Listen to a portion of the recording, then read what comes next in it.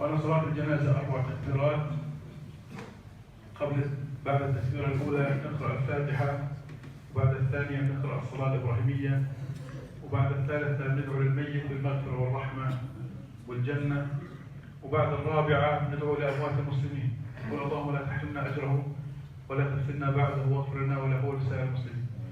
وهذا ليس صلاة السنة قبل صلاة الجنازة والجنازة بعد السنة. أول شيء لا حرج تكون السنة قبل الفريضة، وغير نصلي سنة الصبح وسنة الظهر قبل الفريضة. وثاني شيء علشان المسبوقين كذلك يدركوا صلاة الجنازة. إذا استعجلنا بالجنازة قبل السنة المسبوقين بتروح عليهم صلاة الجنازة. نسأل الله أن يتقبل من الجميع. تفضل يا أخي الكريم تكون صلوا عليهم.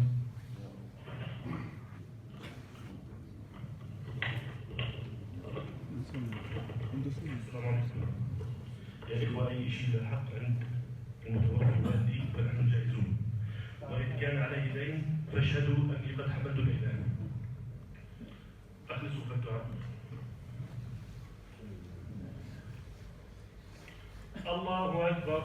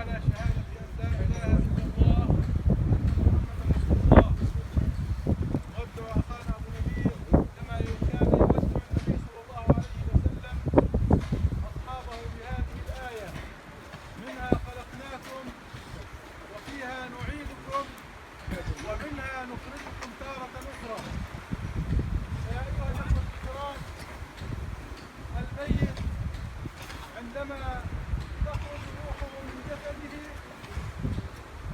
ينتهي عمله إلا من ثلاث تحفظونها كما قالها النبي صلى الله عليه وسلم: إذا مات ابن آدم انقطع عمله إلا من ثلاث: صدقة جارية، أو علم ينتفع به، أو ولد صالح يدعو له.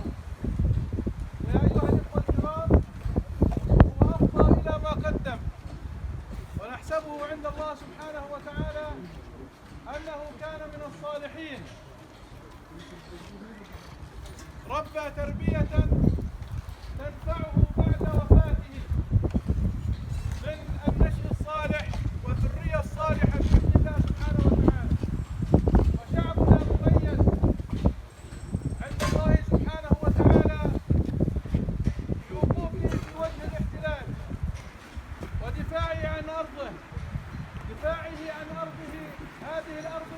المقدسة التي كل ذرة تراب فيها تساوي المسجد الأقصى المبارك. كيف يا أخواننا بنقول هذا الكلام؟ الله سبحانه وتعالى لما ذكر المسجد الحرام في مكة قال الذي جعلناه مباركا وهدى للعالمين. فالبركة في مكة لا تتعدى المسجد الحرام، بينما لما ذكر المسجد الأقصى لم يقل عنه المسجد الأقصى المبارك، وإنما قال الذي باركنا حوله. فالمسجد الأقصى مبارك وكل ما حوله يحمل نفس البركة، نفس المستوى من القداسة.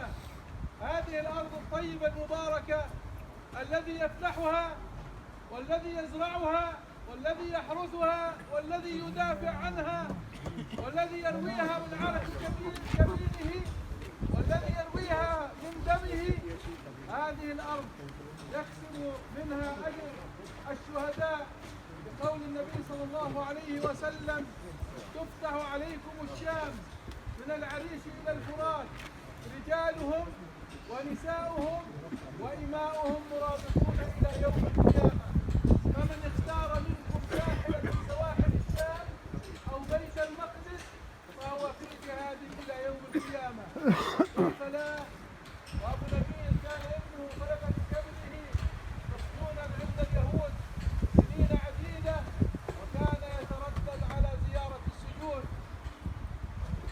الأسير أيها الإخوة الذي نسأل الله أن يطلق سراح جميع أسرانا وينزل الله عليه السكينة ويرتاح في منزله، والشهيد يرتاح عند ربه، ولكن ذوي الأسرى وذوي الشهداء في معاناة دائمة لا تنقطع، ونسأل الله أن يكتب له أجر تربيته لأولاده وأجر عمارته لأرضه وأجر رباطه في هذه الأرض المقدسة وأجر تردده على زيارة أبنائه.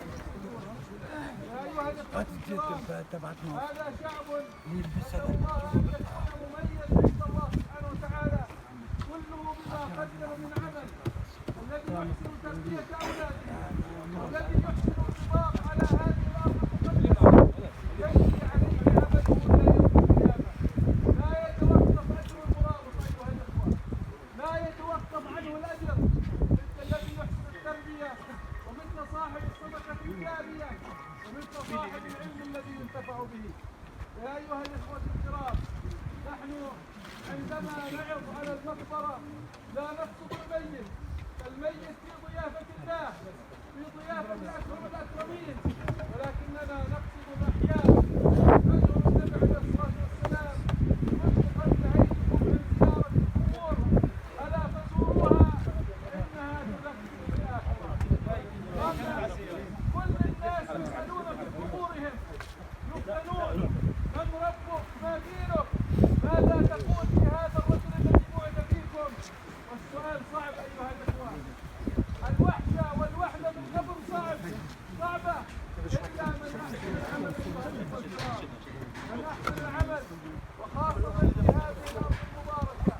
فالشهيد لا يسأل في قبره، الشهيد لا يسأل في قبره من ربك ولا ما دينك ولا ماذا تقول في النبي الذي بعث فيكم.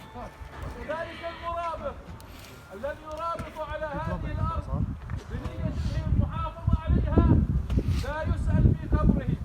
أنت أيها الأخ الكريم وأنت تعيش في هذه الأرض المقدسة احمل نية الرباط حتى يتضاعف أجرك. قديش الضعف يا أخواننا؟ الناس بيحبوا يروحوا على العمرة ويدفعوا مئات الدنانير، يروحوا على الحج ويدفعوا آلاف الدنانير. أجر الرباط على هذه الأرض المقدسة أكثر من أجر الحج والعمرة وأكثر من الصلاة عند الحجر الأسود. عبد الله بن المبارك محدث التابعين وإمام التابعين يرسل رسالة إلى الفضيل بن عياض الذي كان فقيها المسجد الحرام وفقيها المسجد النبوي وإمامهما الذي كان يصلي بالناس إماما عند الحجر الأسود، يرسل له رسالة يقول له فيها يا عابد الحرمين لو أبصرتنا لعلمت أنك للعبادة تدعو. كان عبد الله بن المبارك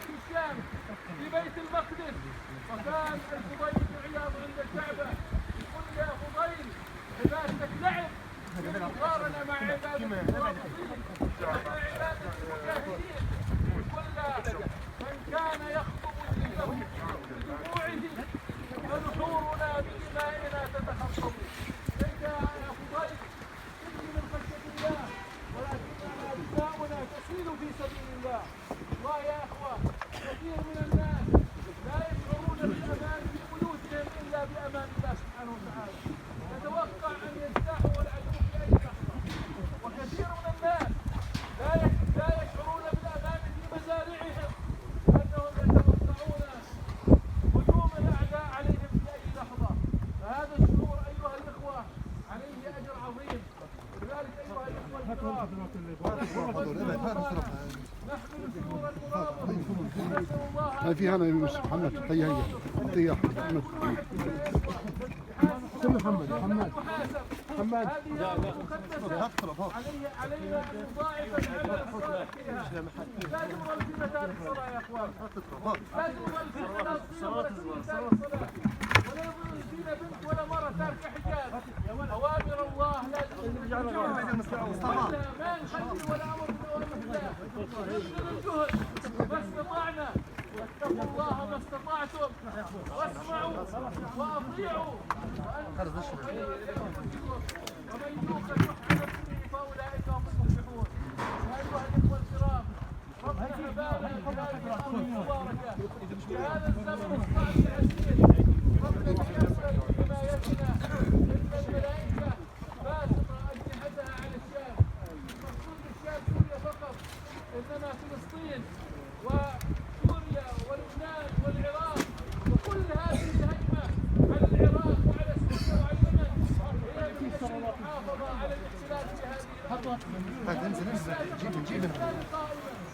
قال ربنا راح يرد كيدهم والاسلام سينتصر والاسلام سينفجر، واحنا على يقين لان الله ناصر هذه الامه وناصر هذا الدين ومحافظ على هذه الارض. حافظوا على دينكم ايها الاخوه حتى تكسبوا الاجرين، حتى تكسبوا اجر الله واجر الله سبحانه وتعالى. الله العظيم رب العرش العظيم ان يرحم حينا وميتنا وشاهدنا وغائبنا وصغيرنا وكبيرنا وذكرنا وانثانا. اللهم من احييت ومنا فاحيا على الاسلام ومن توفيته منا فتوفوا على الايمان. اللهم ارحمنا جميعا وهون علينا واغفر لنا ولامواتنا اجر المرابطين واجعل قبورنا رياضا من رياض الجنه لا حفر من حفر النار. اللهم اغفر لأخينا ابو نبيل وارحمه وعافه واعف عنه. اللهم اكرم نزله ووسع مدخله ونقه من الخطايا كما ينقى الثوب الابيض من الدنس واغسله الخطايا بالماء والثلج والبرد. اللهم ان كان لسانه وان كان مسلما فتجاوز عن لسانه ومدار الخير من ذلك واهل الخير من اهله وزوج الخير من زوجه واسكنه فسيح جنات رب العالمين. اللهم اغفر لحينا وميتنا واجعلنا عندك من المقبولين يا رب العالمين. وهب لنا اجر الغرباء واجر الشهداء واجر الرابطين واجمعنا بالسبيل والصديقين والشهداء الفردوس الاعلى من الجنه مع الذين انعمت عليهم يا رب العالمين. اللهم اجعلنا من اصحاب